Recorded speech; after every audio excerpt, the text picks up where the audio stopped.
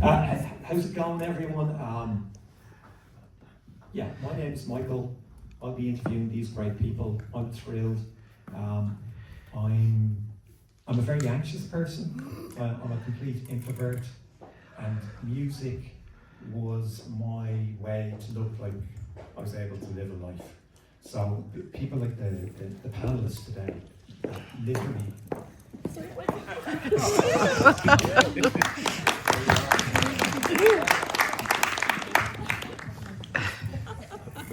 Now there's no raffle, but we'll be doing prizes at the end. The prize for the best entrance goes to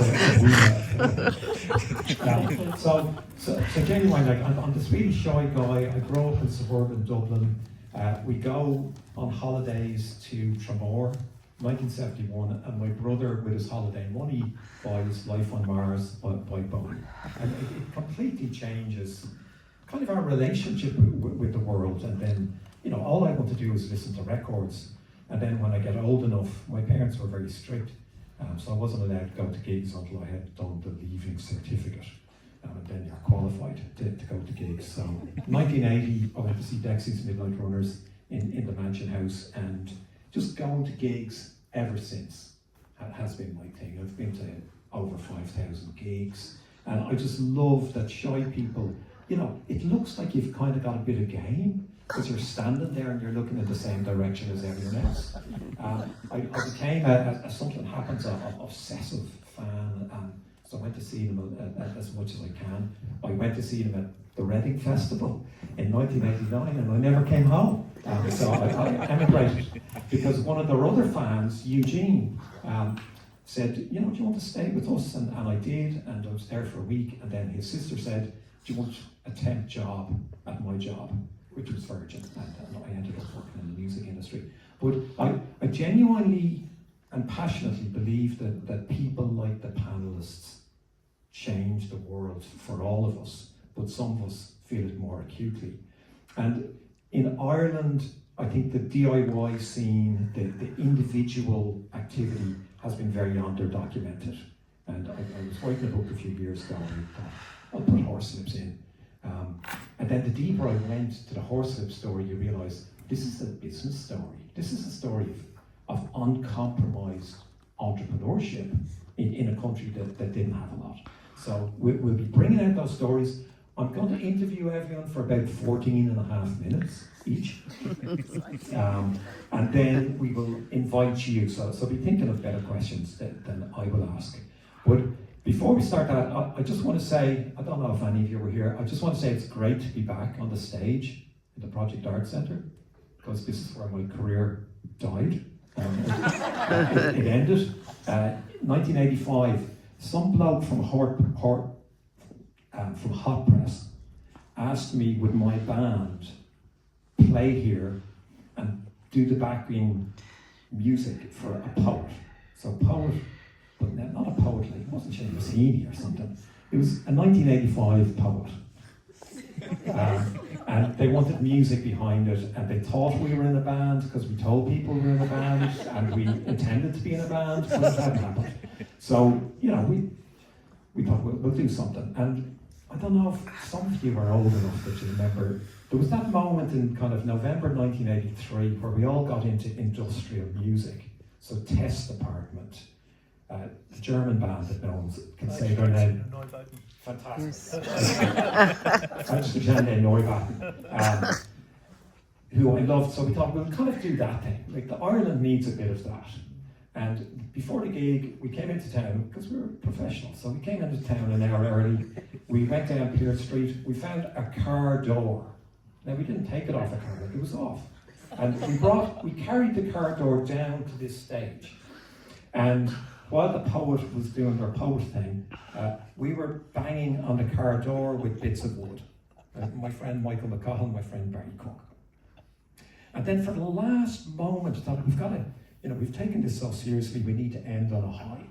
So we wound up the window of the car and hit it with a very big piece of wood. And to our surprise, it smashed. So if any of you rip your trousers on a piece of broken glass, I've been told that the statute of limitations means that you can't touch us. So that's where my career ended, and it's fantastic to be here. Thank you so much to the people who organised this event for Bealtaine Festival. I was aware of it last year. I couldn't be over, and I desperately, I looked at the programme. The programmes are out there. Like, there's more stuff going on, and there's really, really cool, intelligent, fun stuff. So please look at the programme. The HSE and the Arts Council have pitched in to make this possible. So a lot of respect to them. And then finally, before we start the chats, something that we've done, we go around the country and we talk to people who were in bands or put on gigs or who had record labels. And we thought, let's raise some money for the Ukrainian, the Red Cross appeal. And we brought out a book, made some money, and then we brought out a fanzine recently. And we just wrote away to people we loved, people around Echo and the Bunnymen, Frankie Goes to Hollywood, and they wrote stuff for us about their favourite albums. But one of them died during the week, so I just would like to give a round of applause to Mike Peters from The Alarm.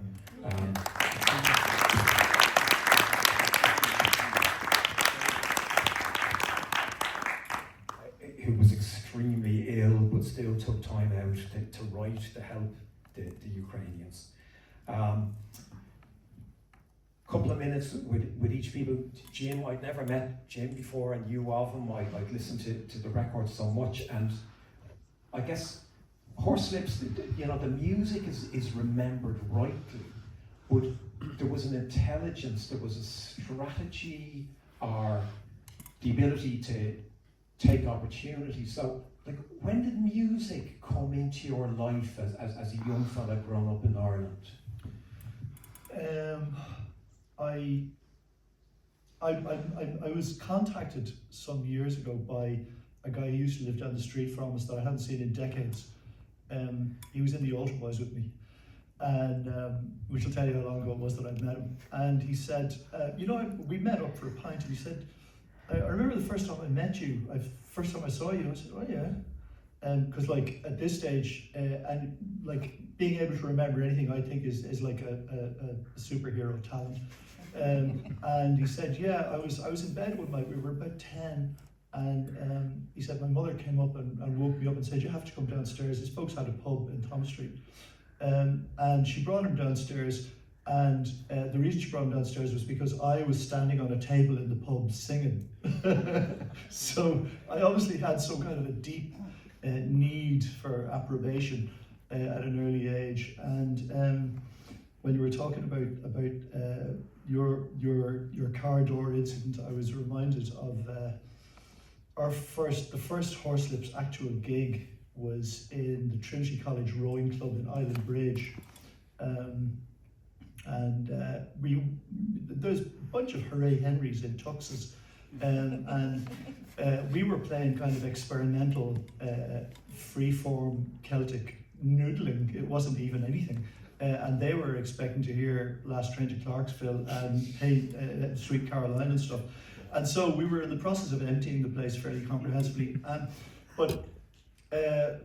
It was our first gig. We were starting to be managed by Terry O'Neill, who was a proper rock and roll manager, and we had the use of Granny's Intentions van and their gear because they had just broken up.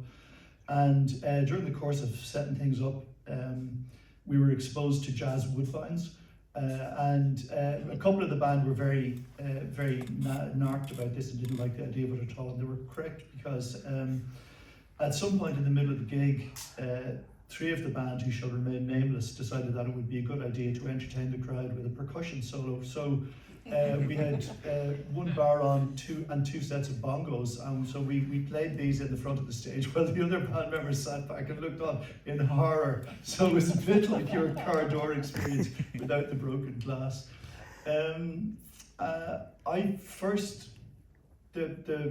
I started playing piano. I started getting piano lessons when I was about like 10. Because a woman used to come in, my dad was a butcher in James Street, and a woman used to come into the shop called Mrs. Klusky, whose two sons had a band called the Harmonic Chords with a friend of theirs, Conan Deck, and their friend John Stokes. and they played in the parochial hall, they played mouth organs in harmony, and they then became the Bachelors, and started doing proper harmonies and stuff. And so I inherited their music teacher, and so he used to come around every Monday, and I started playing piano, so I got into classical. And then in those days everybody listened to Radio Éireann, which was broadcasting in the original sense of the term, where you got really a broad palette of everything.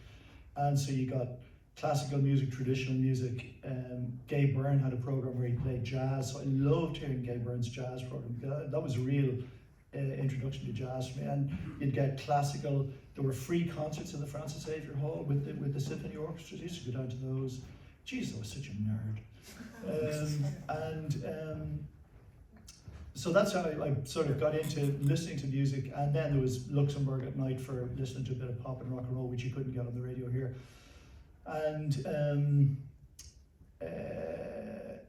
then sort of in the 60s, the Clancy brothers started, became a thing, and they were kind of pretty much on a par with the Beatles in Ireland. I remember a woman in the shop with a little kid in a buggy, and she said to the kid, "And what did the Beatles say?" He said, "Yeah, yeah, yeah."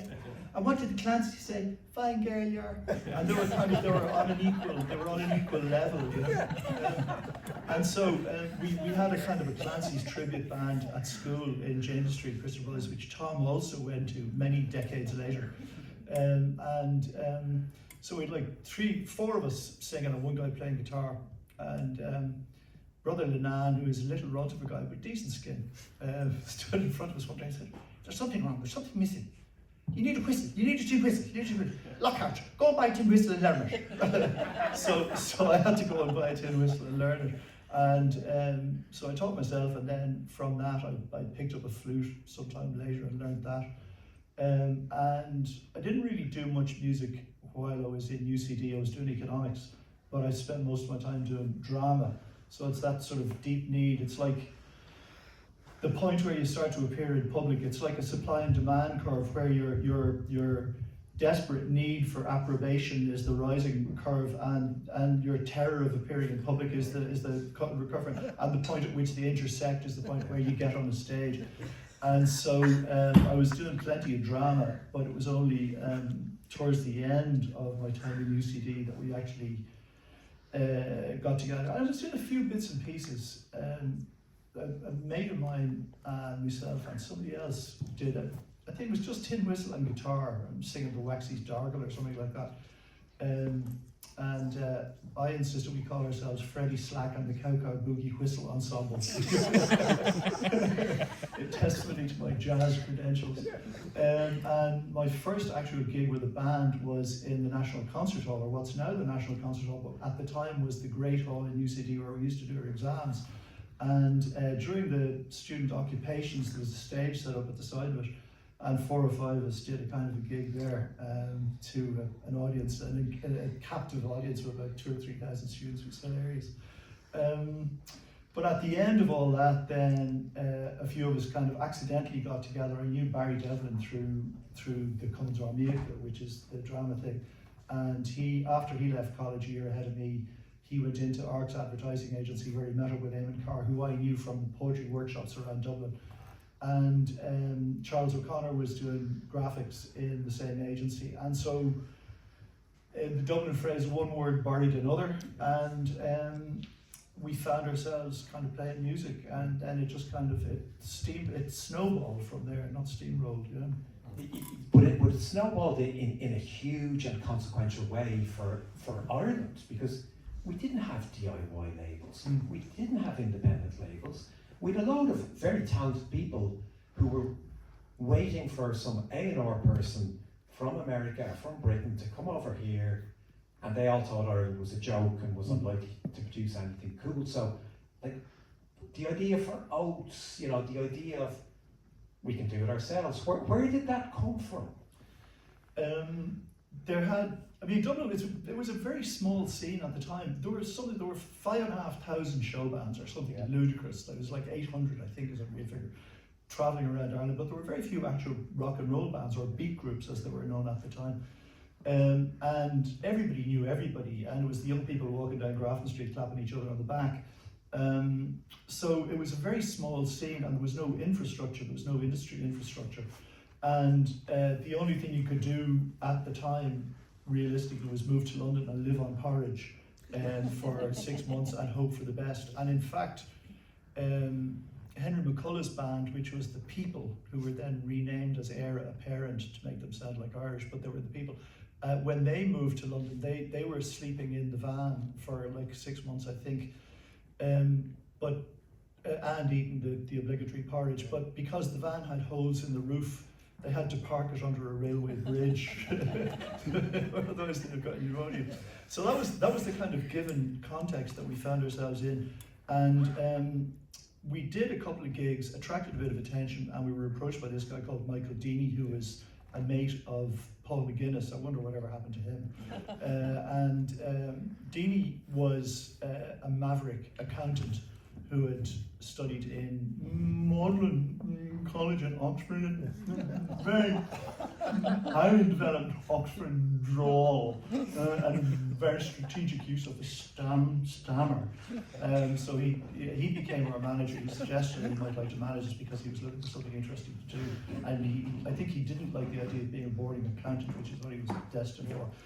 And he came up with the idea of basically financing. We were kind of well on the way to getting our own gear, because we had sourced loans to buy equipment, and we had done various odds and ends. So we had built up a good deal of, got our own PA and stuff like that through grafting, basically.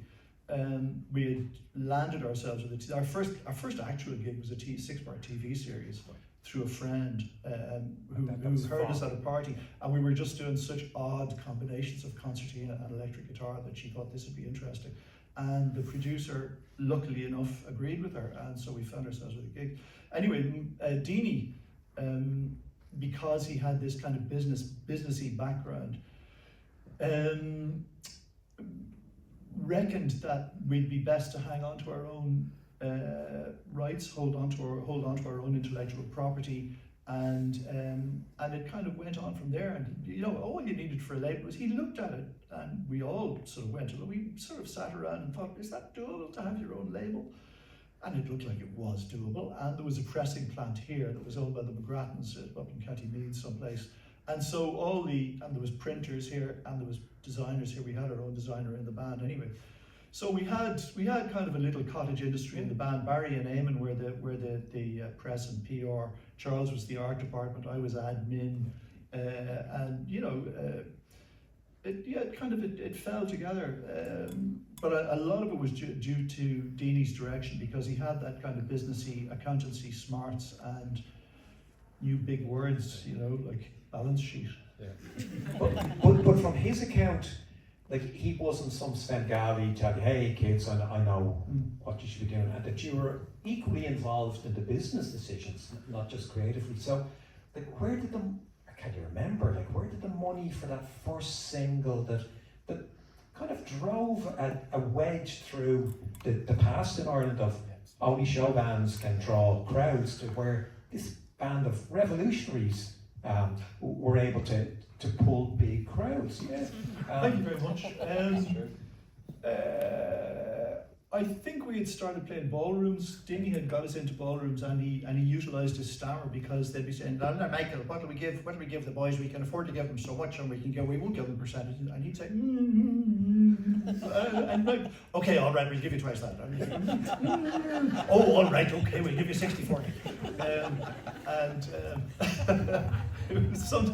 Sometimes it didn't go over quite so well. I remember a lady in a hotel one time, when he was trying to negotiate rooms, said to him, have you a stammer, or is it stupid with drink you are?"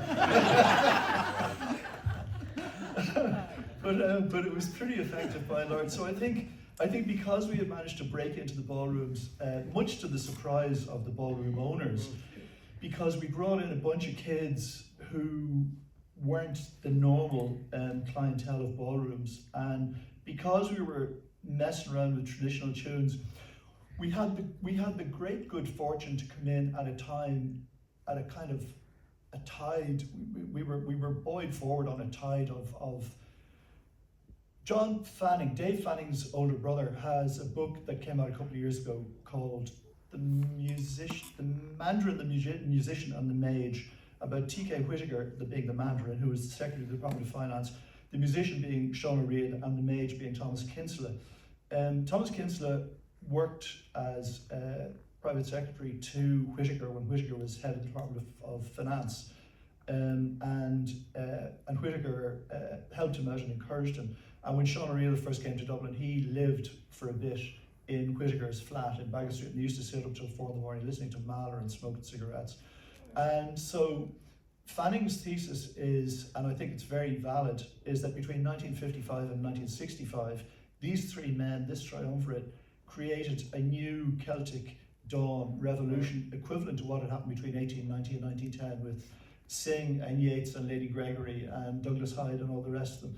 And that Whittaker turned around the ship of state from abject poverty and emigration and misery, and by instituting the idea of economic growth and making people believe in it and getting a bit of support from Lemass, set up the economic substructure in the country upon which the cultural superstructure that then happened by dint of what O'Reilly did with Misha Era in 1960, the music for Misha Era and Saoirse, and what Kinsella did with his translation of the Táin, encouraged by Whittaker, which came out in 1968 or 69, and that completely revolutionized people's view of what the stuff that we had learned bowdlerized versions of at school could actually be. O'Reilly swept away all the dust that had accreted on the traditional music, because traditional music, you couldn't get arrested for doing traditional music. You could get arrested if you tried singing in a pub, because that wasn't allowed. And in the 50s, it was misery guts all over the place. And traditional music was, I remember it being talked of as, that's the tune the old cow died of. And it was nothing, it was nowhere. And O'Reilly completely made everything possible. He made possible all the stuff that came afterwards. Plankstein, Moving Hearts, The Chieftains, Riverdance, and like the Riverdance moment that everybody remembers was a second coming of O'Reilly's original Riverdance moment, which was the music for Misha Era, which people said, what the hell is this? Yeah. So we had the great good fortune to come along when that tide was just kind of rolling. And because we were doing traditional music and messing around with it and doing different stuff, kids around the country heard this and thought, this is our own stuff. And so they poured into the ballrooms when we went there. And therefore we were able to take their money and finance the first single. And so, which is what you asked me about half an hour ago.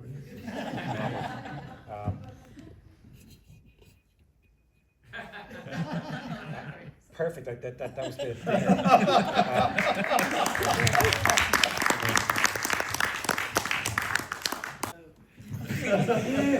But fascinating, and that's a book now that I need to read. But I will dispute, what you said about, you were on that, surfing that wave that had been, kind of instigated by other people, because. Well, where was everyone else on that wave? Because you were the only people who actually moved it forward. So Jim Lockhart from Horslips and then from broadcasting, lovely to meet you and to get to talk to you. And please, think of questions. This is an amazing opportunity for you to ask questions when we've done all the speakers. So he's had his round of applause, so we'll just move on.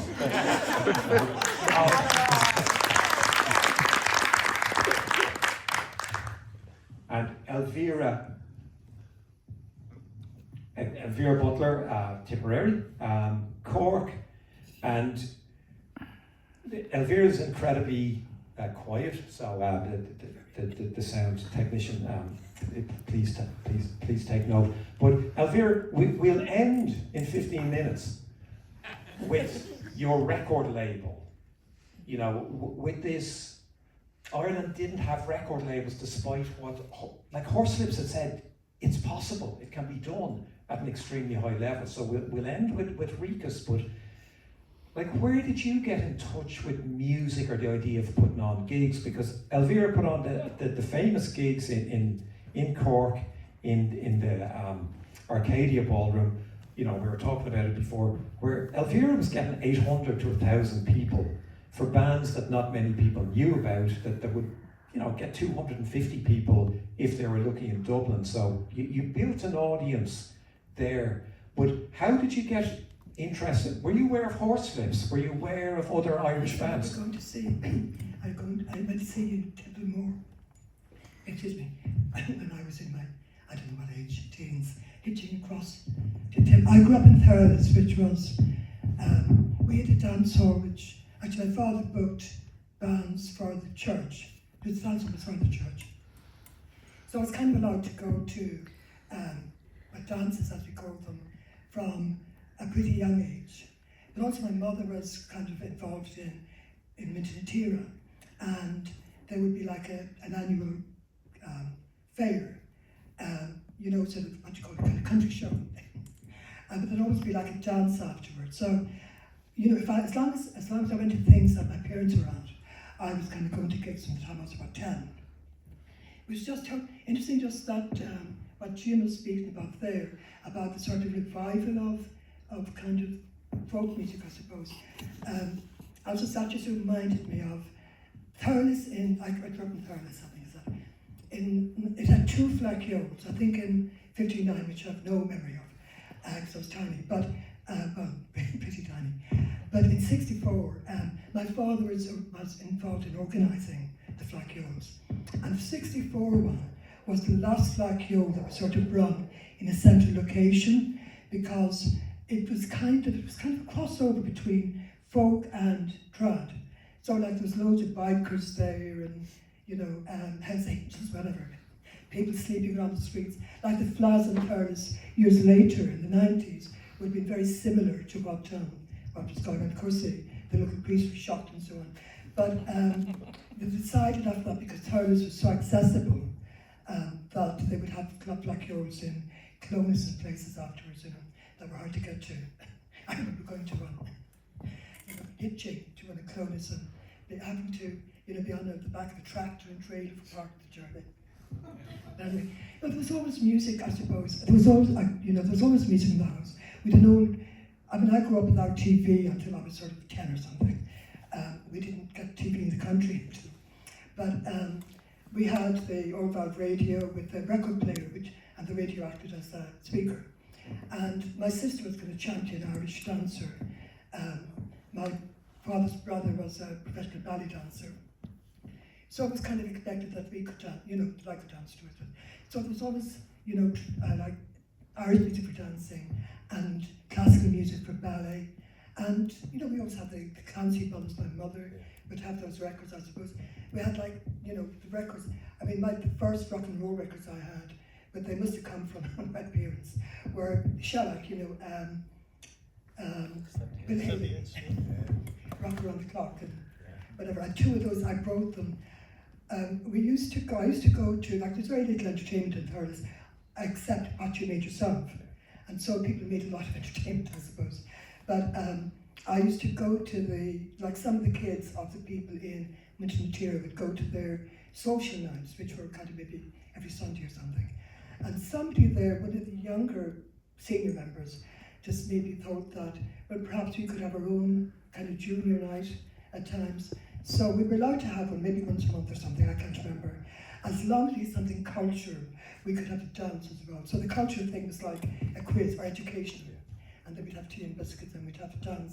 And we'd bring records. That's where my Bill Haley records went, I got broken. But yeah, so I suppose it's just kind of natural to sort of, I mean, I had no idea about, you know, doing gigs or whatever. But friends in college kind of goaded me into going for election, and I was terrified of the idea of having to go and talk to people. Anyway, I did it, and to my surprise, I got elected. And that's in UCC. Mm-hmm. That's in Cork. That was in UCC. Yeah. And after my first year there, I started running little gigs around the town as well. So after my first year, the Arcadia ballroom had been empty for 10 years. And the owners came to us and said, come to the student union, and suggested, well, why don't we open that, because I suppose I had a bit of a name at that stage around the town for doing stuff. But it made total sense to me, because I was very aware that from going to dances from a young age, that the best nights of the year were things like SceneAs night, New Year's Eve, and Paddy's night. And none of those times, college was closed during those times, and we also had to stop running at Easter because, coming to exam time and kind of the silly season in college, the serious season. So yeah, it made total sense to me. The student union, the president at the time was kind of, didn't think it was a great idea, but I was allowed 6 weeks to see could I, up to Christmas, to get it going. And the run up to Christmas isn't the best time, but I think we probably were doing maybe about 700 people there, or 600, which is kind of odd because, as friends said to me, look, this is totally the wrong side of town. Friends who were in bands, it was the wrong side of town. There was a long walk, kind of on a dark street and Dunne up over the Railway Bridge. But I hired buses to, one going south side, one going north side, so that at least people had a way of getting home. As we ran from 10 o'clock to 2 in the morning. Also, we had no bar, so like running late was a good idea because people could have a drink first. But anyway, I got a bar. I decided to get a bar for New Year's Eve, seems like New Year's Eve, because I thought if I can bring in people on those nights, then at least they'll know, it may work. And I had some good bands. I think I had Freddie White and Fake and Ginny Slevin or something on one of the nights. I put on a couple of good bands together, and they did work. And I had to go to court to get a license for that, and I don't know why I did it, or even what bar I had. That always worked, and it just kind of continued from there. The numbers dropped a bit. We were paying for 2 nights to have exclusive, to have the exclusivity of running rock gigs at the Arcadia. So I kept trying things on the second night, a disco, I started using show bands, I suppose, on one night that, play good covers. It's not cover bands you call them nowadays, with the memories and bands like that lasted about a month, and then I had to drop that idea because, people couldn't afford more than one night. So, 2 nights, some weeks you'd run 4 nights because it'd be Christmas, you'd have Christmas Eve, you'd have SceneAs night, New Year's Eve, and then the Saturday night would fall in, as well. So kind of over the year you probably, did 2 nights a week. But it worked well. Just intrude. Just intrude for a moment. Like, was it a lovely venue? Like, I heard it was a shithole. Was the venue, when you acquired it and you started putting on gigs, was it well set up? Was it a beautifully appointed venue, or did you have to do anything to it? It hadn't been used for 10 years. Yeah. Mind you, 10 years previously, I think it's Robin Power who owns, major shopping centres.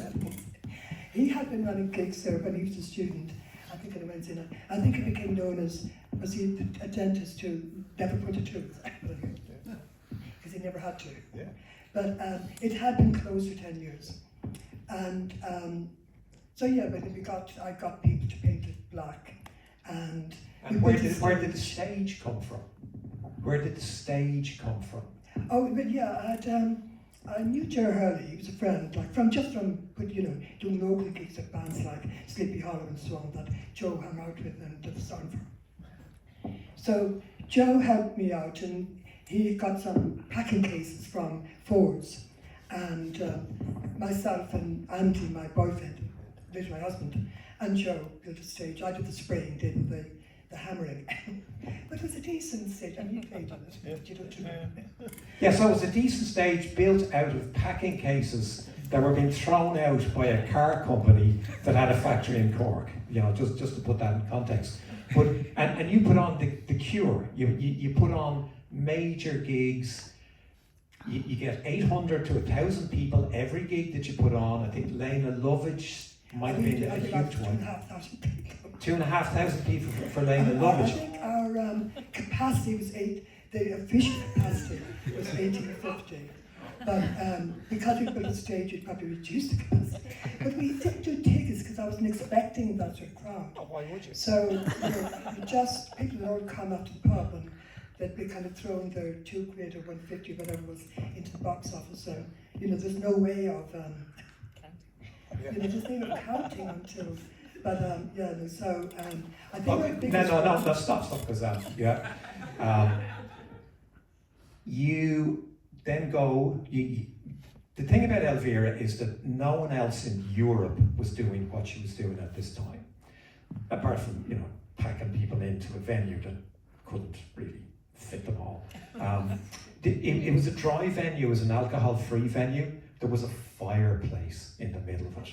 She used to give them the band's cake. It was one of the first vegetarian restaurants in Ireland.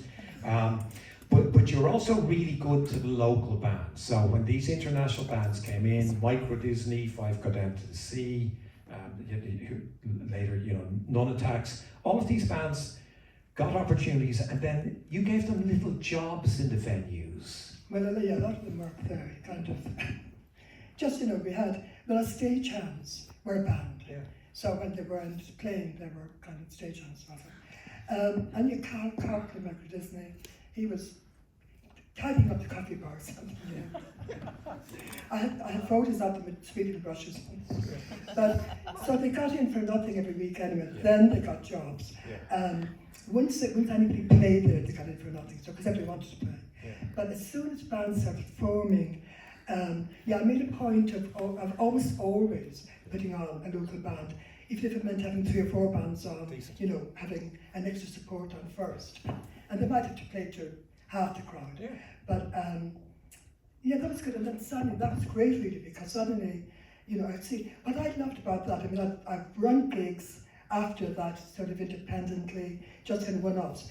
They were never the same. I loved and again, I suppose that kind of comes from the stuff I suppose my parents were doing in the 30s. It was a kind of community thing. Yeah. I kind of thought it was sort of important to have a sort of, you know, just knowing to get to know the crowd, and it was almost like a bit of a party, I suppose, you know. So I loved that atmosphere. And then the record label, Reekus. Well, yeah, because we had suddenly all these little bands were starting up, and Dave Fanning was playing, you know, demos. And there was nowhere in Cork for these guys. And they were school kids, or they were on the Joe or whatever, some 16, 15-year-olds. And so, yeah, I just kind of hit on the idea of bringing in a mobile studio and putting on a night of just the local bands in summer, it was August. I didn't know how it would work because, I mean, these were all just, you know, locals. But anyway, it was great. The studio wasn't ideal. It had come down from Belfast. Allegedly, it had been used by the Stones and people. You know, it was a kind of clapped-out caravan, you know. But and unfortunately, they had brought some taped leaders on it, you know, that had been used. So the Micro Disney set got, you know, chopped, which is a shame. I did put them into windmill afterwards just to kind of make up for that. But you know, we got, you know, it was going to be a demo tape, and then she thought, well, why not do a record? But I mean, I had no idea how to do a record. But you ask a few people, you know, where do you press a record? As we're doing a sleeve, you know, the regular printer said, yeah, I can do, of course I can do sleeves. Yeah. But so I ended up with these screen printed sleeves, which weren't closed. I mean, you know, I see them described now as sort of gatefold. Had been intentionally gatefold, they'd have been stuck inside. But anyway, you know, there was no hot press yearbook. There was nothing, you know, we didn't have the internet. So it really was, you make it up as you go along, you know, hope for the best. And yeah, turned out okay. But then you do one record, of course, you end up with lots of bands kind of knocking on your door. And I think in the next year I did something like 6 different bands. Right. Blades was one, and yeah, you know, the Blades, Aslan, Big Self, Aslan. You know, you didn't put out a bad record, which couldn't be said for most. I always like melody. Yeah. You know, I like songs, I suppose. So I didn't have, there was no particular genre that was, as long as, you know, as long as I liked it, yeah. Fantastic. So, Elvera Butler. You know, and every time I talk to Elvera, I think that couldn't really have happened, but it did. And exactly as you said, you know, the lesson there is that you don't have to know how a record label works to start one. You don't know how to, you don't have to learn how to put out a record. Just do it, and you know, those records still sound great to me. And Tom, like again, the similar, you know, you're watching these people who've kind of set a bit of the tone, but sometimes I think in music, a generation is almost 3 years. You know, things change very quickly, and the things that pioneers have done, unless we're actively trying to remember them, you don't know. So where did you get into music in the first place? I was always into it when I was growing up, and there is a photograph of me at my sister's wedding as one of the Bay City Rollers. Probably Woody. And I was just listening to whatever my brothers and sisters were listening to, and liking it, but I can remember kind of struggling to connect with it. And I can remember one night sitting in bed with a whole pile of NME magazines and reading about bands like Led Zeppelin. They were all hairy bands, they all had beards, you know. Which they were probably 27, 28, they seemed like old men to me, you know. I was trying to find some connection with these old geezers. And then out of the radio came the Sex Pistols. And I was in my sister's bed, which makes it sound more interesting than it was, but she was in the Bealtaine, and she had a much better radio. So I was in there, and I got out of bed. It was so exciting. I had to get out of bed and stare at the radio. And I couldn't fucking believe what was coming out of the speakers. And I went to mass the next day, as we used to. And you had to stand outside. The lads, they were about 2 years old, maybe they're trying to smoke a butt and grow a moustache at the same time. And I went up to each of them and said, Sex Pistols. Shite. They're dead to me, you know. And I was going, who do you like? Eagles? And I remember thinking, what the fuck have the Eagles got to say to me standing outside fucking Morn Church in Drimna, you know, about fucking life. It was this moment of clarity from the Sex Pistols. It was just, and then I would kind of connect with one or two kids who would name other bands, XTC or The Damned, or it was very exciting time, the Stranglers. And I felt punk, there was something really important about it. It was like a recalibration of music, getting back to what was really important. And it was cutting out all the shite, and that was prog rock. Cutting it out, endless solos. The big thing was anyone could do it. That was the big message. So it's like, I didn't play an instrument or anything, but this felt like, get on the bus, get on the punk bus, and see where it goes. So I met my friend in school, Cormac Wright, James Street, once again, the barber shop in Kilmainham, Wright's Barbers, his son. You'd know it well. So, so he was another on the same mission as me, punk rock, you know, and we started playing punk rock songs at the folk mass and stuff like this. And then we found that you could actually get as much mileage out of just saying you were in a band. You know, you didn't need to rehearse, didn't need to write songs, you just said you were in a band. And it had all the same benefits, you know, seeming cool, getting in places, impressing people. And then one night we were in McGonagall's late night gig, and my friend Cynthia, I think was her name, I'd known her since I was about 13 years ago, at the baths. We used to go swimming together, and she tapped me on the shoulder and said, "Have you guys done a gig yet?" And I said, "No, can't yet, no drummer. And she said, "Meet Johnny Bonnie." I said, "Fucking drummer, the last thing we needed." That was October '79. And by December '79, I was standing on stage with The End, supporting a band in McGonagall's on stage. It was just unbelievable. I'd been fired from the band, by the way, during those 2 months. I had initially been the bass player, and I couldn't play bass. So they threw me out and let me back in as the singer. But it was that fast. Yeah, it was, yeah. Finding the lineup, Yeah. rehearsing, getting thrown out, Yeah. and then coming back in, and then you're on the McGonagall's, Yeah. you know. The new versions, that's who we Right. supported. Igmar Kyne's band. And how did that feel? Like, how did it feel? So you're now a player. Jesus. Talk about a rough float at home. It was like I was somebody in this town. You know, The End. Amazing. So after that, we'd be going to these gigs, late night gigs, and seeing that this is the thing. There was no one else like you. This is a huge thing. I can remember the summer in 1977, before we even formed the End. We were in the Bealtaine, and Hot Press launched. And I saw the first issue of Hot Press with Rory Gallagher on the cover. And I literally thought, there's people like us in Ireland. Cormac and I aren't the only two. And then we were opening and reading about the Macroom Festival that we somehow missed. Don't know how we missed that. And we went to Daily Mount and we saw Bob Geldof on stage. And Bob Geldof was unique. He was an arrogant Irishman. We didn't have any of them. All we ever did was tip our cap to people. We didn't want to embarrass anyone. So a guy got on stage saying, "This fucking band, Top of the Pops, Thursday." I thought he was lying. So then I come home. There were my parents, and he comes on, looking after number one is on Top of the Pops, and I go, "It fucking is him! He is in a band." So all those little things just keep interrupting your life afterwards, because the rats go to number one, the rats go with Rat Trap.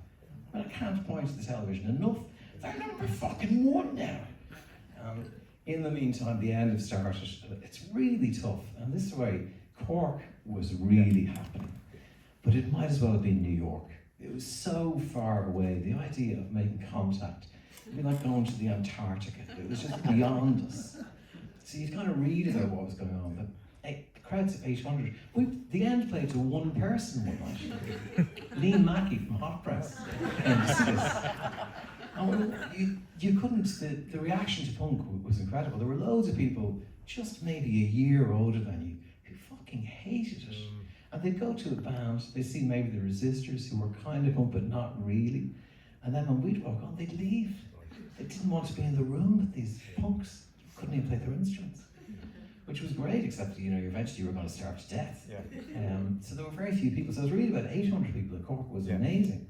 And you'd slowly connect to other bands, and the scene, finding people like you is the number one thing. And in Dublin, that was Advance Records. You went into Advance Records. You might form a band in Advance Records. If you saw somebody leafing through the same albums you were into, you'd ask him if he could play an instrument. Yeah. It was as simple as that. And if he could, he was in. If he couldn't, he was probably still in. Yeah. So vital. Yeah. So you were edging out these little scenes and putting on gigs yourselves, where the only other people would be the other bands. Right. And there was loads of that. Yeah. Crofton Airport Hotel put on gigs on Sunday afternoons. The only people at them were the other bands. But the bands were brilliant. Yeah. That was another thing. Like one band, I don't know if you've ever heard of them, or got mentioned, Chant Chant Chant. They were unbelievable. They were like New Orders, like before New Order. They were the magnetic bass player, and the Blades. We used to support them. They were just, that was like supporting the Beatles. Yeah. The magnet would be just rammed. See, this one, and Dave Fanning was very important. If you got a Fanning session, that was huge. But the do-it-yourself aspect was also massive. And the only thing we ever did was sell copies of our demo tape. Right. And their second demo tape, which I thought was a really good one. We sold about 300 copies of it. And I thought, that's not very many. Right. But still, we were over in, we were doing a gig and something happens, then that came later. Doing a gig in Washington, and My Bloody Valentine, we were playing with them. And Kevin Shields said, "I bought one of them." Wow. So you really thought, if only more Kevin Shields had bought us. Yeah. My guitar player Cormac, when we eventually broke up, his epitaph of the band was that we played 74 gigs to 73 people. He also said, at first very few people came, but then word got around and nobody came. But just to jump in, that completely rings true. There was all this bollocks that, Dublin was the city of 1,000 bands, but no one went to see any of them. No. People went to see their mates' bands. Yeah. So, and they were generally, the crap bands had friends. Yeah. That would go and see them. I know it's called crap bands. But the bands who were filling the venues were very, I have to say, middle of the road, and very like your American counterparts and stuff. So people would get a bit of what they expected to hear, and the punks weren't like that. And I think you got away with it in the UK. And in the UK punk scene, it was tiny. And it was a bit of the only other people in the crowd were other bands. At the Sex Pistols gigs, it was The Clash in the audience. But they all launched on this mission to form a band, and that's really what changed everything. But I think that England had enough of a population really for that to sustain. But in Ireland, it was very quickly, are you going to go to London? And if you weren't, it was going to come to an end. But they were great gigs. Yeah, and a great band, and luckily the tape has survived. So two things. Now, I could be misremembering. Did you go and see Tom Moore in the project? Was Here? That, Yeah. And what was that like? Just when I was still in school, and Cormac's parents were part of some arts group here, and there was a kind of wine night, so we were smuggled in. Had my first glass of wine, it was amazing. Because it was wine, yeah. Bring the kids. And then Midnight Well went on, okay, and I was very much a punk rocker, so a band, kind of folky band, shouldn't have been on my radar. But there was a moment when he and Janie Cribbs were singing a song together on this stage, and the world just stopped spinning, and I was just going, what the fuck is this? I became a lifelong devotee of this guy called Tom Moore, and when I got a radio show, he was the first guest I got on. You know Carolina Rua, which Mary Black had a hit with? I think that's a really dirty song about a red-haired girl. Mary Black makes it real clean. Someday I hope to reclaim that song, but I'll make that happen. So he was just the most amazing man, and it was one of those things that opened up my imagination to what music could be. And he told me a story when I interviewed him of being in the American Navy and calling into Hawaii and getting 3 days or an hour off. And during that time, we went to see Dylan, 1964. And Dylan had just written Mr. Tambourine Man. And he said, I looked at Dylan doing Mr. Tambourine Man, and I said, I'm leaving the Navy. And he did. And he moved here, and he put Midnight Well together, which were managed by Paul McGuinness briefly. And I saw them, and again, I was just going, that world's where I want to be, no question. There's some magic in that world. And punk is what opened the doors. Right. No question. And I have to say, Horslips changed everything in this country. Everything. Barry is great in the documentary. He says, in 1972, there was nothing in Ireland. And that is it. There was nothing in Ireland. Horslips brought that back. There was, as you say, 750 show bands. Yeah. 15 years later, when U2 had reached #1, there wasn't 750 show bands. Yeah. Original music. And I think you were much more aware of what Arcadia had done than the general population was. I don't think you were really surfing, I think you were driving it. Yeah. Hugely. Yeah, and one last thing, because I remember very clearly a Something Happens fanzine that you issued. There might have been 3 or 4 copies, and in there was this complete, because to me, you were a band that had the songs that could get a record deal, and if it got the right record deal, could be on the radio. There was an interview, and it was with you, and you talked about, we didn't want a big record deal. We actively, unlike every other band who were going to the Bailey and they were talking up, CBS offered us $1 million, drinks or whatever they offered in their fantasies. Was that informed by punk rock, or was that just really sound business sense? Can you remember what you were thinking at the start? I don't think of it the was Happens? really business sense. I think we had a sense of getting better as a band. I thought we were improving, and we just kind of somehow thought we would take a few albums for us to really get good. So we kind of thought if there's a big expectation, we'll be gone in a week. Right. Whereas if we're just on a kind of slow development thing, it's in everyone's interest that you slowly get better and better. And that was the plan. That just seemed. Actually, Ronnie Kerr read that, the man who signed us, and thought that's exactly the type of band that I'm looking for. So it was fortuitous. Yeah, and famously Ronnie Kerr had been involved with the Skids early on. He's on the sleeve notes of the first album. But was there ever any moment when you were with Virgin and there was so much support, because I was there, that you had your fans, there were people who loved your band so much and would have done anything you could, but were you still aware of DIY, or did you feel, okay, I've washed my hands of punk and DIY, and now I'm on a major label, I'm a different person? Or did you remember that the young Tom and that punk DIY? I don't think we were ever really aware of any great change. I think we were always just trying to think of what's the best producer we can get. And in the people we met, if the record company kind of got you somebody who was just better able to make you sound good, that was really all. I think what we really learned is that it's all about the record and what's on the record. But And if a producer has more experience than you and is able to get the best out of you, go with the best one you can find, really. And there was a point where you do need their help, and where you start to realise that they have really great art departments and great publishing people, and when you're able to buy into all of their different skills, that's really what it starts to become about. So I think you do have to move beyond DIY at some point, because there are people who are better at sleeves than you, are better at marketing you, and are better at taking your songs and getting them to a big audience. Fantastic. Tom Dunne. Thank you so much. And Tom, to me, the lesson there is that you find that spark wherever you find it, but then if you do DIY and you're open to another way, there are no limitations. Yeah. And to me, the joy I've got from your music has been important to me and has fueled that. So happy to hear. Edwina Forkin, who you saw walking across the stage during the event. Yeah. No, that's great. If anyone was going to do that. I was at a christening in Wexford in Blackwater, and I came running back up, so I had a little excuse. Yeah, but should you? I should have left earlier. No, that's brilliant. I was late as well because of the bus. I wasn't even at a christening. But were you Businesswoman of the Year or something? Was nominated for Image Magazine Businesswoman of the Year Creative last Friday, and I got runner-up. Yeah.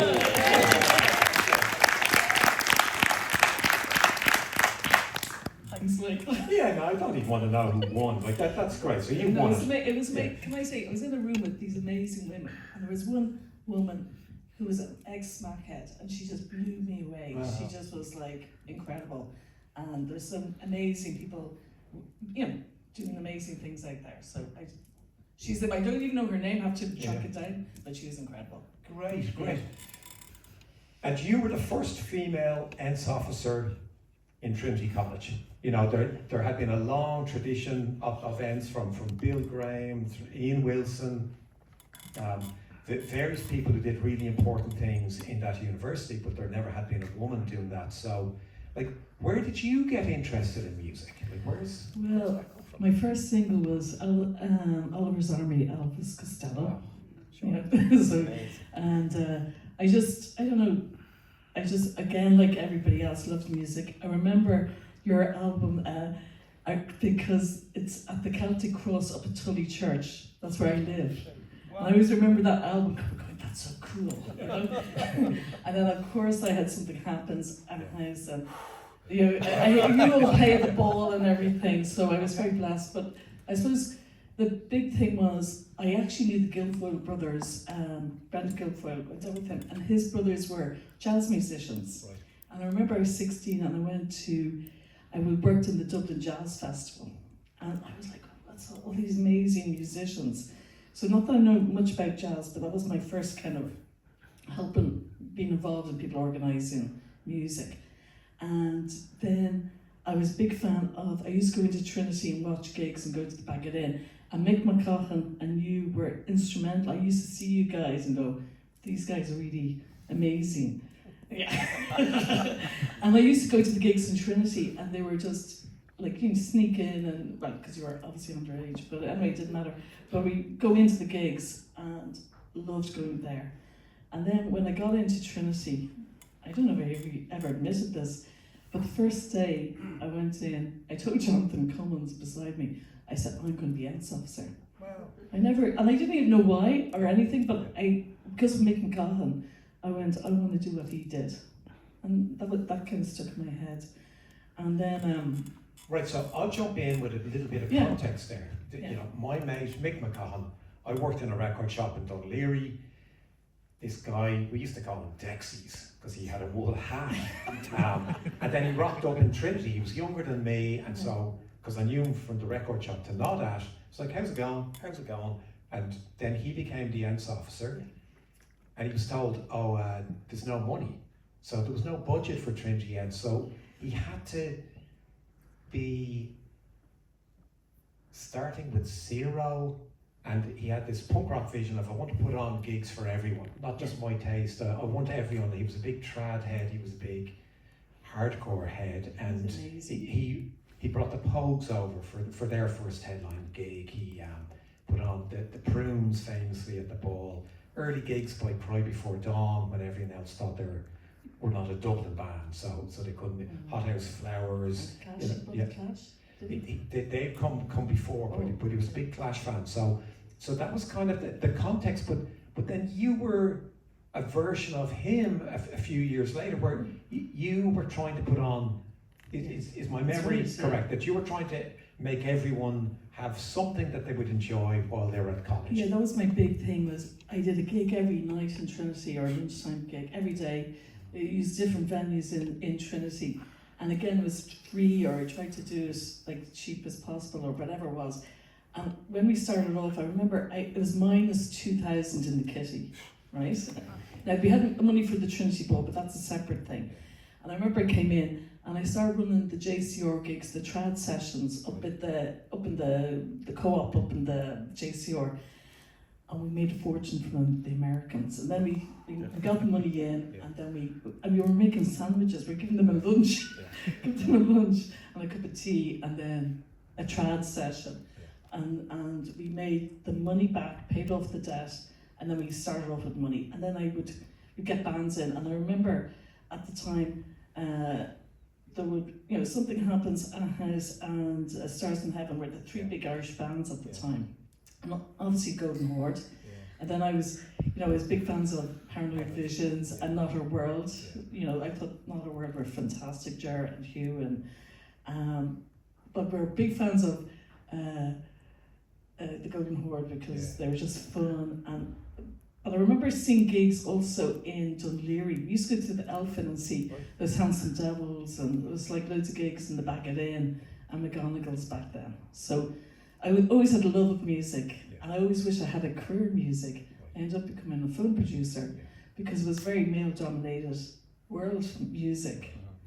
And when I came back from America, I don't know, this is kind of going around, but I remember after Trinity, I went to America and I worked for different jobs. But anyway, in the end I got a job at Big Spin, which was a booking agent for West Coast tours. That's where we tried to get Therapy over and some bands over in the West Coast. We were booking European bands in West Coast of America.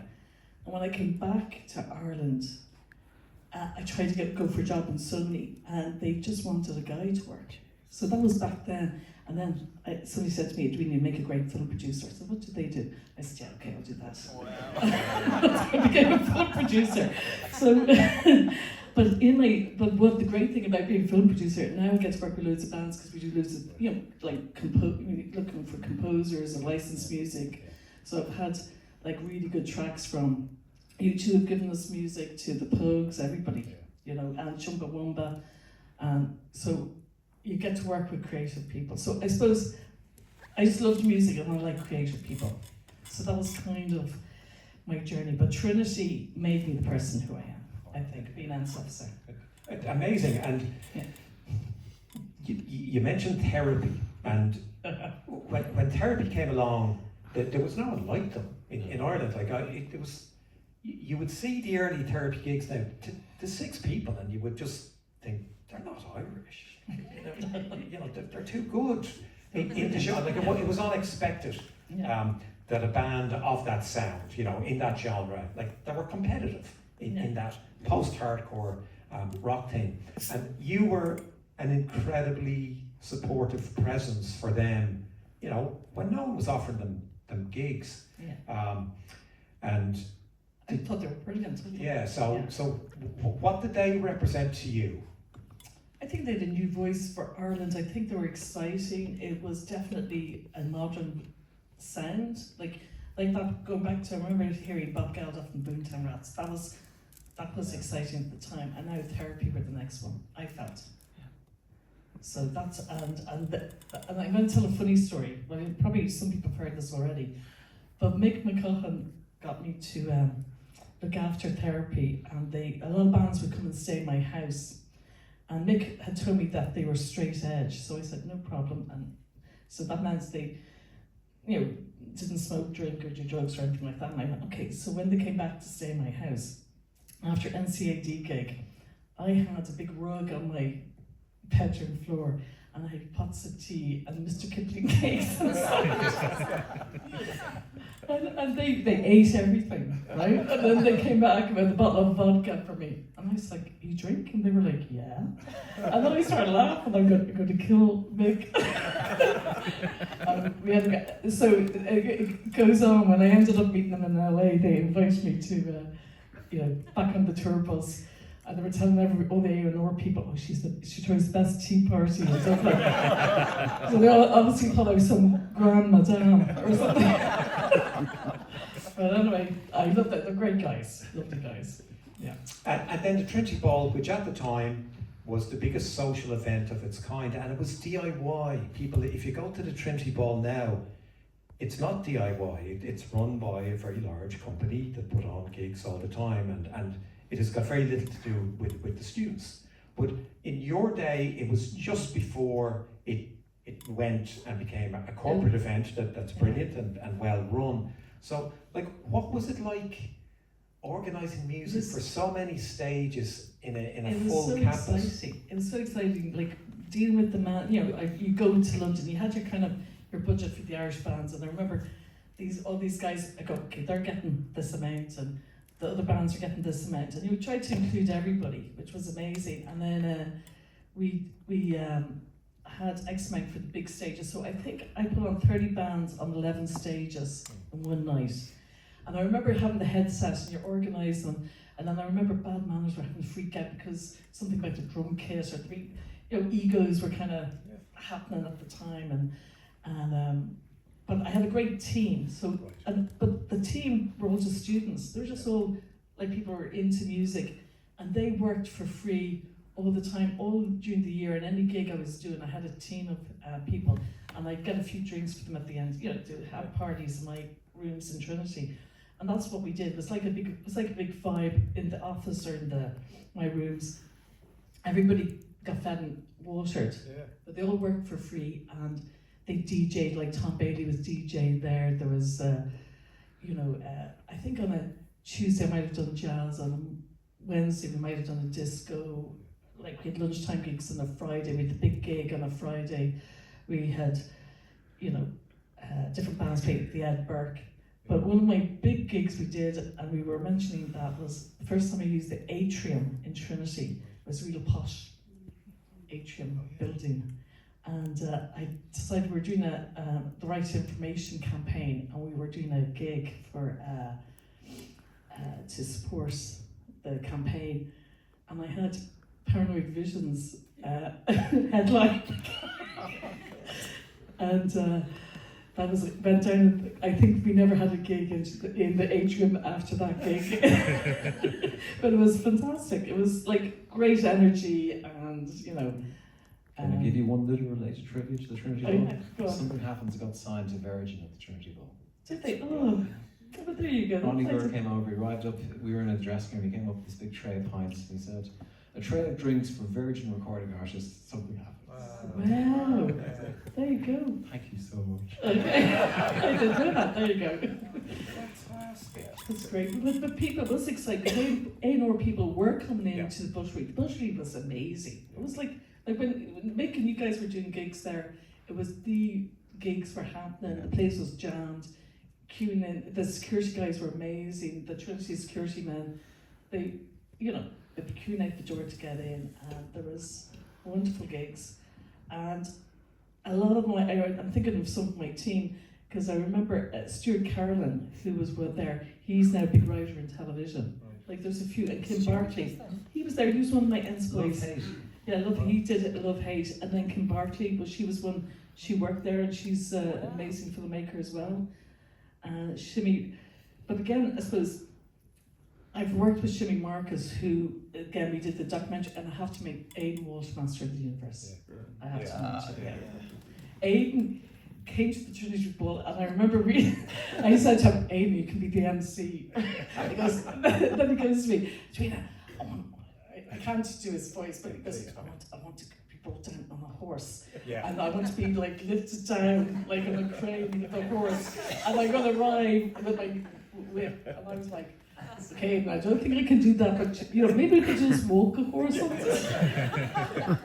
That's a fair compromise. So anyway, hats off to and I ended up doing a documentary with Jimmy Marcus Yeah. about A great documentary. Yeah. But you know, just finally, the universities, and Elvera, you're a great example of this as well. And Tom and Jim, you probably saw this, that the spillover to the music scene outside of the universities was really important, because these people were putting a bit of money, a bit of energy, a bit of enthusiasm. And the Fugazi gig in the SFX, which sold out, but the tickets were illegal. The tickets were against the law for the Fugazi gig with Chumbawamba and In Motion. And so the hall was owned by the Jesuits, the SFX. So they said, no, we're pulling the gig because the tickets are against Irish law. And you got involved and you made the gig happen. Yeah, like, can you write a letter or say that's for Trinity, or to get the stamp or the seal of, you know, that if it was Trinity College, then it must be your legitimate gig. And that's... Yeah, so Edwina, and then the person who followed you, Colin O'Dwyer, sent a legal letter saying there's a contract has been signed, it's legally binding, you can't pull out on a morals clause, and the gig went ahead, and Chumbawamba played, and you put on open air those free, Tom, ones. did you ever play any of those? You the played open air gigs? The open air on the cricket lawn. In the afternoon, the lunchtime? We did, You did, yeah. And Public Enemy played with the Horde. Yeah. Can you remember who played? The last played, last. yeah. Here she goes. Yeah. So I can't sing that. No, I can't sing. But no, it was amazing. It was kind of really exciting, and I just loved the team. It was all about the team and the crack you had. And we didn't know we were doing anything different, but we did bring. I remember brought Primal Scream in and My Bloody Valentine. I remember bringing them to Galway. We did a gig in Galway. So I did actually. We did do. I think it was the Warwick brought them to, and then we did stuff down in Rio. So sometimes when bands would come in, I would bring them, like did McGonagall's, or I did with Smiley Bulger. I did the Real Sounds of Africa in the New Inn. Was it the New Inn? Yeah. And there's all these different venues. So through that, I was able to help using the Trinity name to get the bands. We hadn't a penny to do them outside, but Trinity paid for them to get here, and then we did the other gigs to like make money for the whoever else needed, you know, because they wanted to play other gigs, not just Trinity. Yeah. Probably everyone else can see why Sony wouldn't give Edwina a job. Don't be a film. For any of you, if you're on the bus and it has Wi-Fi, look up Edwina's credits for film on the IMDb, because that was great advice. Good on them for giving you great advice and turning your life around. For not giving me the job. Yeah. So Edwina Forkin, give it up. Okay, because it's punk rock, like we've run this to the second. So we've time for questions. So I can't see, by the way, but I saw a hand move like lightning, and someone's going to give you a microphone. Hi, I am going to come to a question, but just want to make a point. Right, I'm second generation Irish. I grew up in Birmingham, so I was really touched by the fact that you said about Kevin Rowland. And because, of course, his big first hit was Common Eileen, and that's my mother's name. And it was the first time that an Irish name, you know, actually became kind of fashionable, you know. So I grew up in Birmingham, the big Irish centre, which I used to get dragged along as a teenager, and it had these ageing bands and outfielders in Aaron jumpers.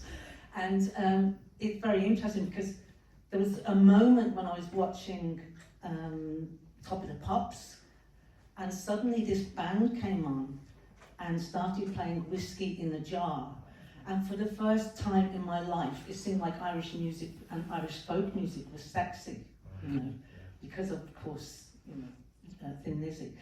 But I just want to say this, Irish music and Irish culture is very powerful because obviously it's an oral tradition. So a lot of so there's various bands which have been mentioned. People like Johnny Rotten, his parents are Irish. Kevin Rowland. There's loads of second generation. Of course, the Gallo brothers, as we know, and Morrissey as well. So there's lots of bands which are, you know, sort of became famous in the 1980s and 1990s because, of course, of the Irish emigration in the 1950s and 60s. Okay, so I think that, you know, a lot of you were putting down, you know, kind of Irish music in the 60s or 70s, but you forget about the diaspora, because even Crowded House, right, you know, they're a New Zealand band, but their family was Irish as well.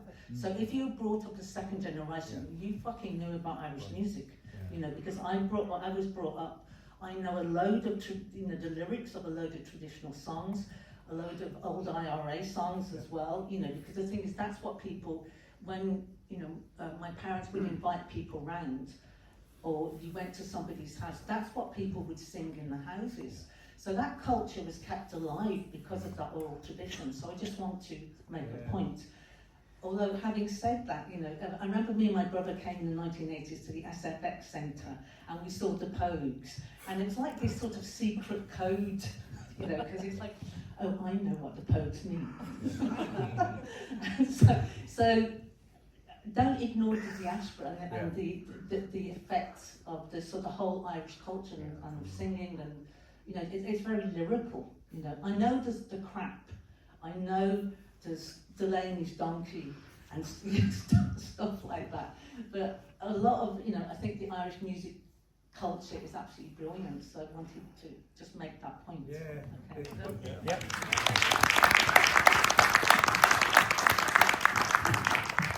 Okay, the microphone's been taken. What's your name? My name's Tara. Tara. Tara Norris, and I'm a filmmaker. Okay, great. There was Irish musicians apparently back in the day in England had a cruelish joke. They used to say, "What's the difference between an English folk club and a pot of yogurt? Pot of yogurt's got a live culture." And so you're right, there was always that kind of live thing going on here, which meant that there was a whole kind of cross-pollination always going on between traditional people and rock and roll people. So you'd like Sinead O'Connor calling an album like Shannos, and Imelda May playing Bowron, and Van Morrison singing with the Chieftains, singing traditional stuff. So there's, and even Phil Lynott did Sita Moia for Shida Wamoi, which was a Shannos song. And there's always been a lot of kind of cross-pollination that I think you wouldn't get in a bigger, less pressure cookie society. So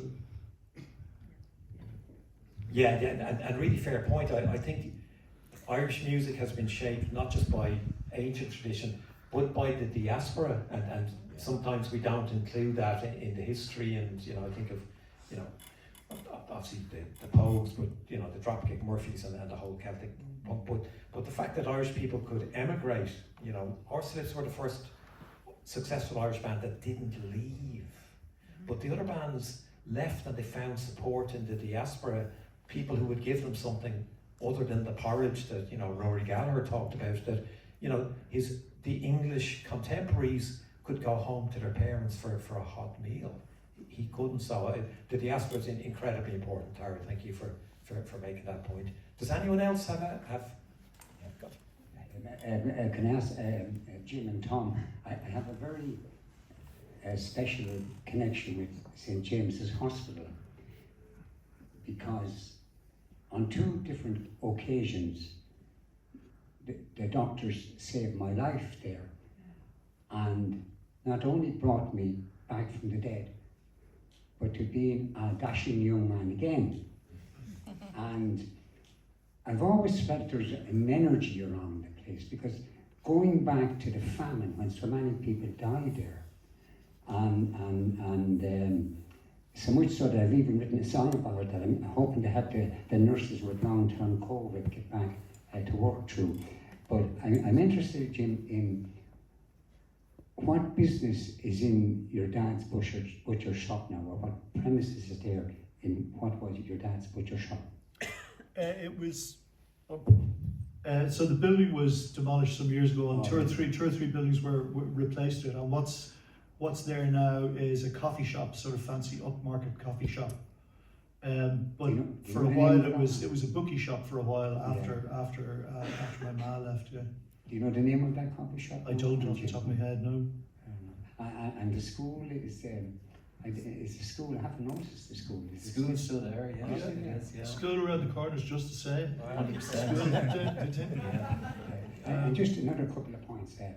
When you think of Bob Geldof, you know, when there's so much emphasis on people being defined by their academic results, and, you know, their status and their future, when you think of Bob becoming at one time the most famous guy in the world for a while, that he failed the leaving cert. You know, but the self-belief and the confidence was astonishing. You know, it didn't matter to him about failing the leaving cert. He was just Bob, and he was destined for greatness. You know, but there was one song of yours, Tom, that wasn't it voted by NME as one of the top 50 songs of the year. Which one was that? I think it was Hello, Hello. You think it was? When a minute something happens, sure. it's like I break out in a sweat. You're not sure? Yeah, it was Hello, Hello. It was, yeah. Fantastic. Which was And you know, so thank you so much for that. But you know, that goes back to Tom's point, and I'm glad that came out. That before Geldof, we didn't have that character in Irish culture, that self-confidence. So it's a good point. And I hope you do really well with your single. I hope it goes great.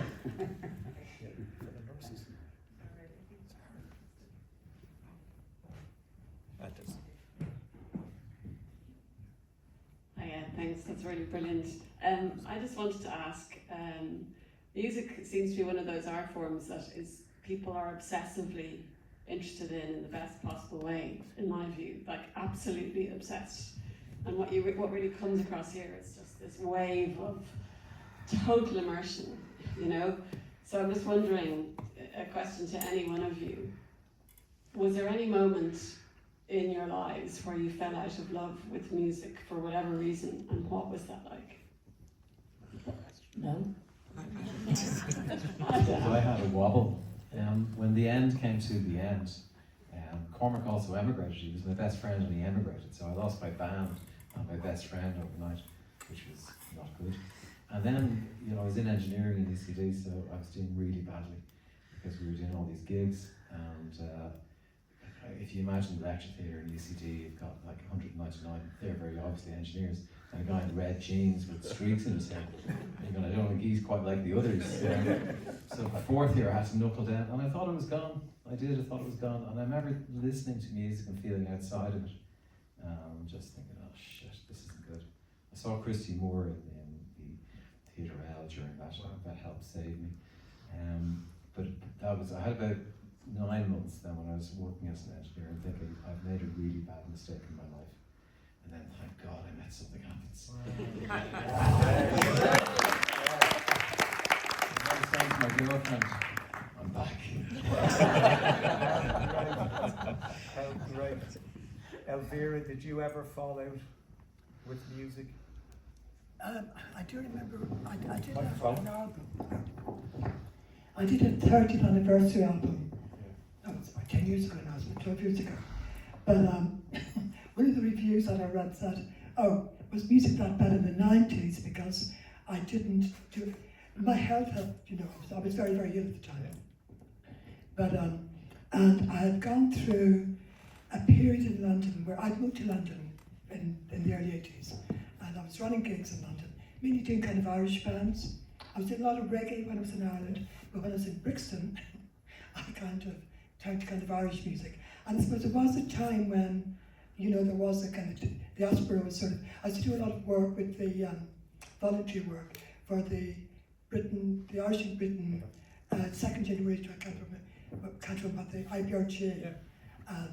But yeah, I had the sort of the distributors and marketing company that I was going through when I had the Blades and Big South. And Big South were sort of, my kind of, I suppose, the band I kind of had to really kind of, I loved. But they come to London with me.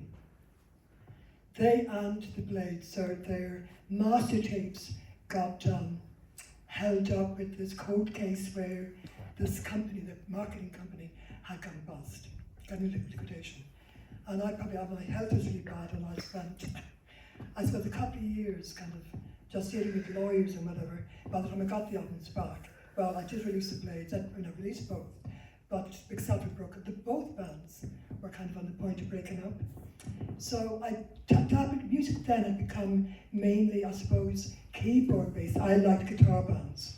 And I kind of, I suppose, just both lost interest in kind of promoting, live gigs with sort of a kind of, just kind of keyboards on stage. Except for the odd, I did kind of, for example, John Cale playing grand piano, that was a different story. But I did a few records that I suppose I was a bit, Aslan I did in their first record in about 86. But somewhere after that it just became tougher. I was kind of tired with it all. So the 90s, I came back to Ireland, I think about 94, 95, and didn't do anything until the millennium. I had, I got a diagnosis for my illness and managed to get medication which helped. And so I kind of got a new lease of life. And then I had all of my records, of course, that were on vinyl. And I thought, well, look at the Blades, none of their music was available either digitally or, anyway. So I did their records, a box set of their 2 albums on CD, and in about 2000, I think, which revived the Blades. Paul then did another album, a solo album which I released, and so on. So there was the 90s. It wasn't that the music was so bad. There was, there's some, I suppose the Brit scene was starting in the early 90s, which I like, guitar bands are coming back. But there was a period, I suppose. I kind of always loved the live things, so I started going to a lot of theatre. I just love theatre as well. But even like, I suppose now I kind of avoid new bands because if I hear something I really like, then I want to work with them. And I just honestly at this stage, I kind of want to retire, So you had your wobble, but you came back. Jim, did you ever have a moment where you're just over it? Thankfully, no. We had legal issues as well for the guts of 20 years, which was a bit of a hard scald. But thankfully, because I was kind of into like jazz and classical and early music particularly, like my favourite programme these days is Vlad Mishkevich on Sunday mornings, and rock and roll. So if I ever kind of wandered out of affection with one branch, I'd move into something else. So that kind of saved me more occasions than I care to. Like, it really saved my life a lot of times. There was, my late wife and I were down one Sunday, out for a walk down by the Pigeon House Pier, and we got chatting to this little owl lad who was sitting on a stone wall taking the sun with his little dog. People have a dog, you chat to them. And it turned out he was a retired butcher. And I said, my dad was a butcher, yeah. He said, is that a fact? What was his name? And I said, Lockhart. He said, here. Not old Johnny Lockhart up on James Street. I was gobsmacked. I said, yeah, did you know? Did I know, Johnny? Here. Tell me this and tell me no more. Is the young fella still doing the music? So thankfully I was. Fantastic. And one quick question. We're out of time. We actually are out of time now. Yeah. So it's super quick. We're punks. As a question for Jim, actually, you mentioned there around the court case for Horslips. I know you spoke about the business. Briefly, can you explain to us what happened in that and what you got into and how did you get out of it, more importantly? Horslips Phase 1 went from 1970 to 1980. Basically, we broke up abruptly in 1980 and we didn't look back and walked our separate ways. And so we thought we were always very kind of savvy, we thought legally, and everything was wrapped up and put to bed, and we thought, okay, we'll see how we get on in a couple of years' time, or not. And 2 years later, we started to see cassettes appearing on dodgy labels with really bad quality. This is before there were CDs. And so about 1982, we started talking to lawyers to see could we do something about this. And we kind of had a nervous breakdown, effectively, each of us in a different way after we broke up, because it was so radical and it was so sudden. It took a long time to kind of get a head of steam up. And we started legal proceedings back then. One thing led to another. It turned out that 2 deals had been done, one for the Republic of Ireland and one for the rest of the world. So we went after the Republic of Ireland first of all. The company that had bought them went into liquidation. We had to deal with the liquidator. Years passed, we got that stuff back, and then we dealt with the rest of the world. And that took a lot longer. We did the rest of the world, then we got Northern Ireland. And that was a mess. And we finally got the stuff back in the High Court in Belfast in 1999. So we had a very good night out in Belfast in 1999. And the check had to be paid over because we took money off him. We took a lot of money off him. And the check had to be paid over before the end of the year. The check came in at noon on Christmas Eve of 1999. So it was a good end to the millennium. Yeah. Right. But it meant that when my kids were growing up, because the stuff like the fruits of the best years of your life are basically gone out the window and are being exploited by other people who. So when my kids were small, I couldn't play the music at home. So they grew up not hearing any Horslips stuff, which is kind of weird. Wow.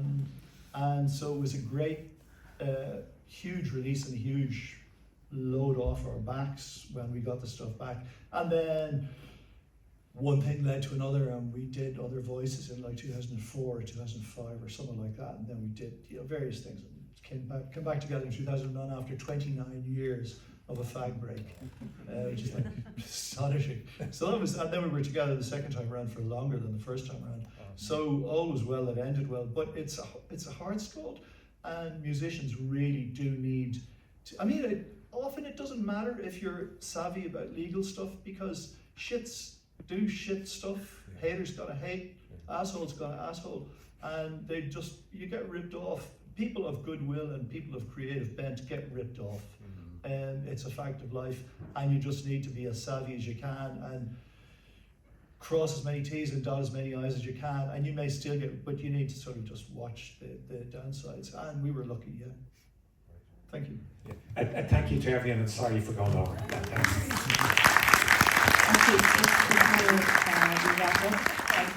Say thank you so much to the panel and to our